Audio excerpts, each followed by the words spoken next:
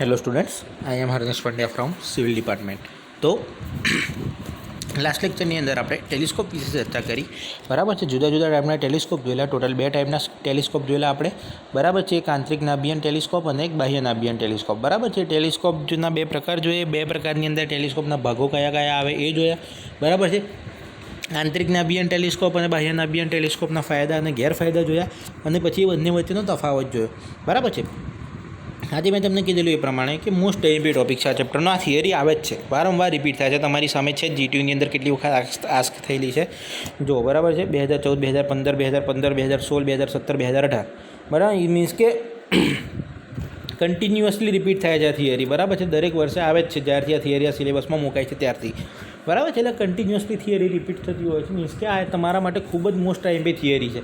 બરાબર છે, અને આ જે સમાયોજનની થિયરી છે, મેં જ્યારે 4th ચેપ્ટરની અંદર ત્રિપક્ષીય કંપાસનું સમાયોજન ચલાવેલું એ જ વખતે કીધેલું કે જેટલા પણ સમાયોજન આવશે સર્વેની અંદર બધાની અંદર એક જ વસ્તુ આવશે, અને એ 3 વસ્તુ રિપીટ થતી હશે. જસ્ટ એ થિયરીની અંદર શું થશે, તો દાખલા તરીકે ત્રિપક્ષીય કંપાસનું સમાયોજન છે, તો એ થિયરીની અંદર ત્રિપક્ષીય કંપાસ એમ તમારો વર્ડ યુઝ થતો હશે. આની અંદર લેવલનું છે તો આની અંદર લેવલ એમ વર્ડ યુઝ થતો હશે. બરાબર છે. હવે નેક્સ્ટ સેમની અંદર તમે થિયોડોલાઇટ છે અને ટોટલ સ્ટેશનનું સમાયોજન ભણવાના છો, તેની અંદર થિયોડોલાઇટ અને ટોટલ સ્ટેશનનું સમાયોજન એમ આવશે. બરાબર છે, એટલે કે તમે જેમ ઇન્સ્ટ્રુમેન્ટ બદલાશે એમ એના સમાયોજનની અંદર શું બદલાશે, તો જસ્ટ નામ બદલાશે, બાકી બધી વસ્તુ સેમ રહેશે. બરાબર છે. જે મેં 3 વસ્તુ તમને કીધેલી હતી, કઈ કીધેલી હતી? એક સેન્ટરિંગ એટલે કે કેન્દ્રીકરણ, બીજી સમતલીકરણ એટલે કે લેવલિંગ, અને લાસ્ટ હતી એની નાભિયાન એટલે કે ફોકસિંગ. બરાબર છે, તે 3 આપણે જોઈ લી.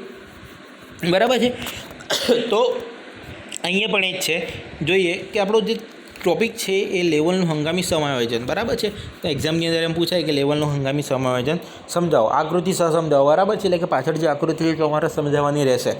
બરાબર, અને એને ઇંગ્લિશમાં શું કહીશું આપણે, તો ટેમ્પરરી એડજસ્ટમેન્ટ ઓફ લેવલ. બરાબર છે. તો લેવલના હંગામી સમાયોજનના ટોટલ 3 તબક્કા છે. કયા છે? તો એક સ્થાપન એટલે કે સેટિંગ અપ, કે જેને આપણે સેન્ટરિંગ જ કહીશું. બરાબર, સ્થાપન અને જે સેન્ટરિંગ છે સેમ વસ્તુ છે. બરાબર છે, એટલે કે સ્થાપન એટલે કે સેટિંગ અપ, સમતલીકરણ એટલે કે એનું લેવલિંગ જે પહેલાંની અંદર પણ સેમ હતું, અને નેક્સ્ટ છે કે નાભિયાન એટલે કે ફોકસિંગ. બરાબર છે. તો આ 3 વસ્તુ છે, તો એક એક કરીને સમજીએ કે એની અંદર કહેવા શું માગે છે. તો પહેલું સ્થાપન. તો સ્થાપનની અંદર શું કરવામાં આવે, તો સૌપ્રથમ લેવલના સ્ટેન્ડને યોગ્ય જગ્યાએ ગોઠવો. બરાબર છે, એટલે કે જે તમારું ટ્રાયપોડ છે એ ટ્રાયપોડને યોગ્ય જગ્યાએ ગોઠવવાનો. પછી લેવલને પેટીમાંથી બહાર કાઢો. લેવલના ટેલિસ્કોપને જમણા હાથે પકડી સમતલીકરણ શીર્ષને ડાબા હાથે ફેરવો. એટલે કે જે લેવલનો ટેલિસ્કોપ છે એને જમણા હાથે પકડવાનું, અને જે સમતલીકરણ શીર્ષ છે એટલે કે જે લેવલિંગ હેડ છે લેવલિંગ હેડ કોને કહીશું, કે જ્યાં તમારા ફૂટ સ્ક્રૂ આવેલા હોય છે ને 3, એને આપણે લેવલિંગ હેડ કહીશું. બરાબર છે. તો સમતલીકરણ શીર્ષને તમે ડાબા હાથે ફેરવો અને લેવલને ઘોડી પર ગોઠવો, એટલે કે ફિટ કરી લો. બરાબર છે. પછી લેવલની ઊંચાઈ તમારા આંખની ઊંચાઈ જેટલી રાખો, તેથી વાંચના આંખ લેવામાં અનુકૂળતા રહે. એટલે કે આપણી એક્ઝેક્ટ આંખની સામે આપણું જે ટેલિસ્કોપ છે આ એવી રીતના રાખવાનું, એટલે કે જેથી કરીને તમારે નીચું નમીને તમારે ટેલિસ્કોપથી રીડિંગ ના લેવું પડે આંખો વળીને. ઓકે. પછી કે ઘોડીના પાયાઓ આગું પાછું કરીને લેવલનું આશરે સમતલીકરણ કરો. બરાબર છે, કે તમારા જે પાયા છે આગળ પાછળ ખસેડો, કે જેથી કરીને તમારું સેન્ટરિંગ છે પરફેક્ટ થઈ જાય. એટલે સિમ્પલ સેટિંગ અપમાં ખબર પડી ગઈ શું કરવાનું. સેટિંગ એટલે કે સેટિંગ કરવાનું, કે ભાઈ જે તમારું ટ્રાયપોડ છે એને ગોઠવો, પછી લેવલને બહાર કાઢો પેટીમાંથી, પછી લેવલના ટેલિસ્કોપને જમણા હાથે પકડીને ડાબા હાથથી તમે સમતલીકરણ શીર્ષને ફેરવી અને એને ફિટ કરો ટ્રાયપોડ પર. બરાબર છે. પછી કે લેવલની ઊંચાઈ તમારા આંખની ઊંચાઈ જેટલી રાખો, એટલે કે તમારે રીડિંગ લેવામાં કોઈ પણ જાતની ભૂલ ના પડે. બરાબર છે. અને ઘોડીના પાયાને આગા પાછા કરીને એને આશરે પડતું લેવલિંગ કરવાનું છે. બરાબર છે. તો આ હતું સ્થાપન, સેટિંગ અપ. નેક્સ્ટ છે કે સમતલીકરણ. તો સમતલીકરણ કોણ કહીશું, તો ઘોડીના પાયાની મદદથી લેવલનું આશરે સમતલીકરણ કર્યા બાદ ફૂટ સ્ક્રૂની મદદથી તેનું ચોકસાઈપૂર્વક સમતલીકરણ કરવામાં આવે છે. બરાબર છે, એટલે કે આશરે પડતું સમતલીકરણ સેટિંગ અપમાં કરી દીધું આપણે. બરાબર છે, એટલે આશરે પડતું સમતલીકરણ કર્યા પછી શું કરવામાં આવે, તો ફૂટ સ્ક્રૂની મદદથી એનું ચોકસાઈપૂર્વક સમતલીકરણ કરવામાં આવે. બરાબર. ફૂટ સ્ક્રૂ કઈ જગ્યા પર આવેલા હોય, તો લેવલિંગ હેડની અંદર આવેલા હોય. બરાબર. સમતલીકરણ શીર્ષમાં, એટલે કે ફૂટ સ્ક્રૂની મદદથી ચોકસાઈપૂર્વક એનું સમતલીકરણ કરીશું. તો કઈ રીતના કરવાનું, તો સમતલીકરણનો હેતુ ઉર્ધ્વાધર અક્ષને બરાબર ઉધ્વ બનાવવાનો હોય છે. એટલે કે જે તમારી હોરિઝોન્ટલ એક્સિસ છે એને બરાબર તમારે હોરિઝોન્ટલ બનાવવાની છે. એટલે કે સૌપ્રથમ બધા ફૂટ સ્ક્રૂને તેમની આટાની લંબાઈની અધવચ્ચે લાવો. બરાબર છે. એટલે કે જે તમારા આટા જે જગ્યા પર ખુલતા હોય, બરાબર, આટા તમારે બે જગ્યા હોય, એ ઓપન થતા હોય ને એક બંધ થતા હોય, બરાબર છે. એટલે કે અડધો આંટો ખુલી જાય તમારો ત્યાં સુધી તમારે લાવો 3 આટાના, બરાબર છે. બધા ફૂટ સ્ક્રૂ એટલે 3 ફૂટ સ્ક્રૂ હશે એ 3 ફૂટ સ્ક્રૂને તમારે અડધા આંટાએ લાવવાના. પછી એ ઘોડીના 2 પાયા જમીનમાં ખોસી ત્રીજા પાયાને કેન્દ્ર તરફ અને પરિઘીય દિશામાં ફેરવી લેવલ ટ્યુબના બબલને સેન્ટરમાં લાવવાનો ટ્રાય કરો.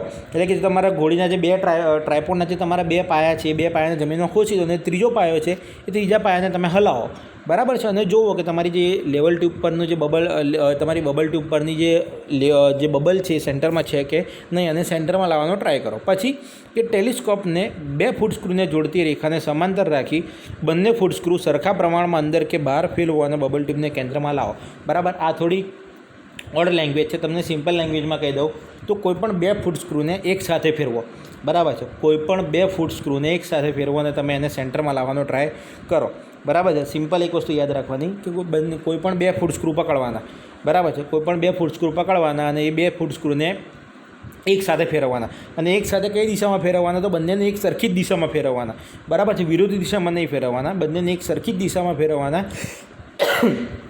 બરાબર છે. અને તમારે બબલને કેન્દ્રમાં લાવવાનો ટ્રાય કરવાનો. પછી કે હવે ટેલિસ્કોપને ત્રીજા ફૂટ સ્ક્રૂ ઉપર એટલે કે પહેલી સ્થિતિને કાટખૂણે લાવી તે ફૂટ સ્ક્રૂને બરાબર ફેરવી બબલને કેન્દ્રમાં લાવવાનો ટ્રાય કરો. પછી કે ટેલિસ્કોપને અગાઉની મૂળ સ્થિતિમાં 2 ફૂટ સ્ક્રૂને જોડતી રેખામાં સમાંતર રાખી બંને ફૂટ સ્ક્રૂને અંદર બહાર કેન્દ્રમાં લાવો. પછી ટેલિસ્કોપને ફરી ત્રીજા ફૂટ સ્ક્રૂ પર લાવી તેને બબલને કેન્દ્રમાં લાવો. અને પછી આમ સુધી જે બંને સ્થિતિમાં બબલ કેન્દ્રમાં રહે ત્યાં સુધી આ ક્રિયાઓનું પુનરાવર્તન કરતું રહેવાનું. એટલે કે સિમ્પલ, કશું જ નહીં સમજવાનું.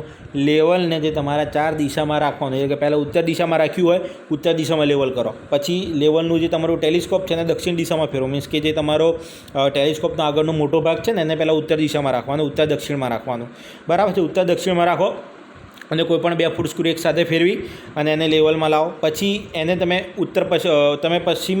પશ્ચિમ પૂર્વમાં કરી દો, બરાબર છે. એટલે કે એના આડો ફેરવી દો. પછી પાછા ફરીથી ફૂટ સ્ક્રૂ ફેરવા, બરાબર છે. એને પાછું લેવલમાં લાવો. પછી એને ઊંધું ફેરવી દો, બરાબર છે. એને જે તમારો મોટો ગ્લાસ છે આગળનો ટેલિસ્કોપને એને દક્ષિણ તરફ લાવી દો, બરાબર છે. અને પછી એને પાછા 2 ફૂટ સ્ક્રૂ ફેરવીને લેવલમાં કરો અને પાછું પશ્ચિમ તરફ જવા દો અને પાછા 2 ફૂટ સ્ક્રૂ ફેરવીને લેવલમાં લાવો અને પાછું ઉત્તર તરફ જોઈ લો કે તમારું લેવલમાં છે કે નહીં.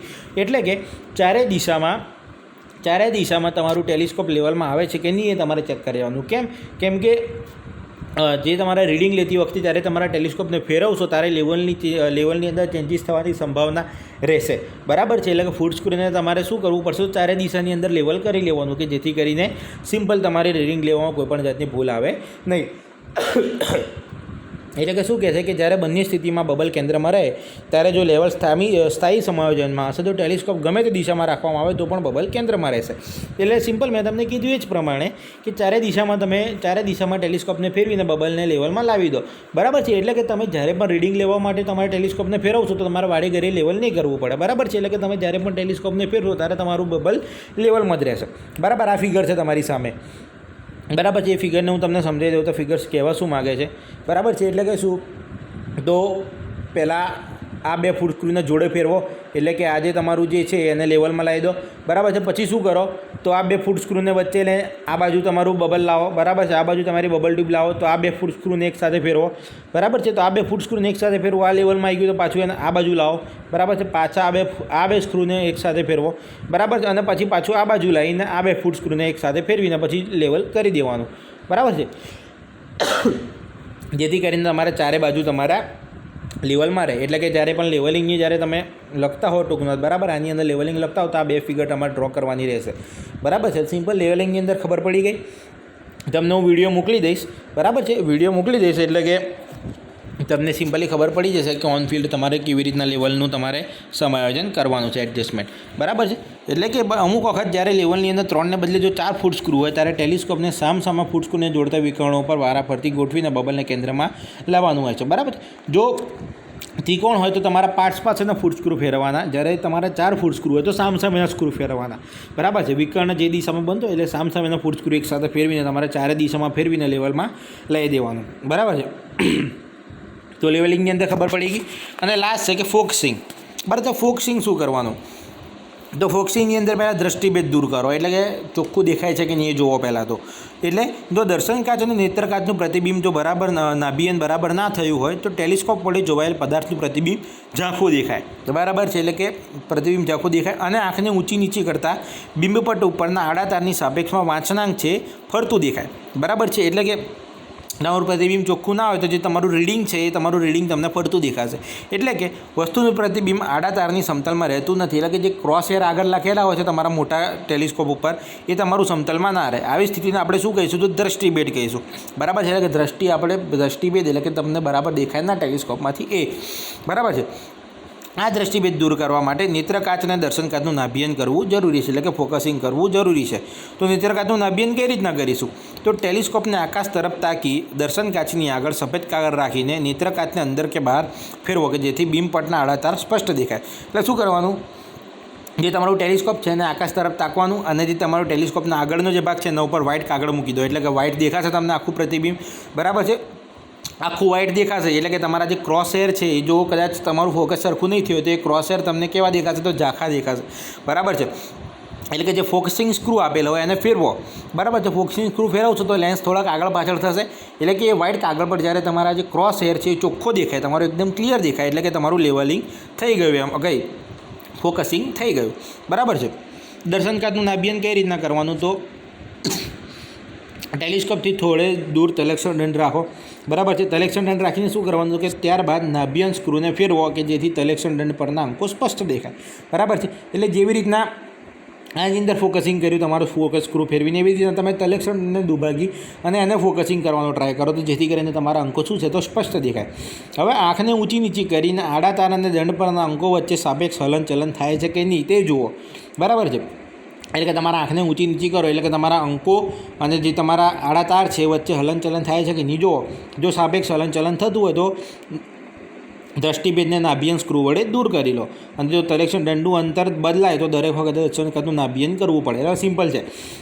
હવે તમે એક જગ્યાએ તલક્ષણ દંડ રાખીને તમે એને ફોકસ કર્યો, હવે એનાથી તમે દૂર જતા રહો. બરાબર છે, દૂર જતા રહો તો તમારે પાછું ફોકસ કરવું પડે. બરાબર છે, એટલે જેમ જેમ જેમ જેમ તમે દિશા બદલો એમ એમ તમારે ફોકસ બદલવું પડે, કે તમારા કેમેરા જેવું છે. તમે એકવાર નજીકથી ફોટો પડાયો, બરાબર છે, નજીકનું ફોકસ થઈ ગયું, હવે એ તમે દૂર જઈને ફોટો પડાવો તો પાછું તમારું દૂરનું ફોકસ કરવું પડે. બરાબર છે, એવી જ રીતના આનું ફોકસિંગ કરવાનું છે. તો સિમ્પલ લેવલના સમાયોજનની અંદર સમજણ પડી કે 3 વસ્તુ છે. એક સેટિંગ અપ એટલે કે સ્થાપન, બરાબર છે, બીજું સમતલીકરણ એટલે કે લેવલિંગ અને ત્રીજું છે નાભિયન એટલે કે ફોકસિંગ. બરાબર, હું તમને એક વિડીયો સેન્ડ કરી દઈશ. બરાબર છે, કે ઓન ફિલ્ડ એનું સમાયોજન કઈ રીતના કરવું તો જેથી કરીને તમને ઇઝીલી સમજણ પડી જશે.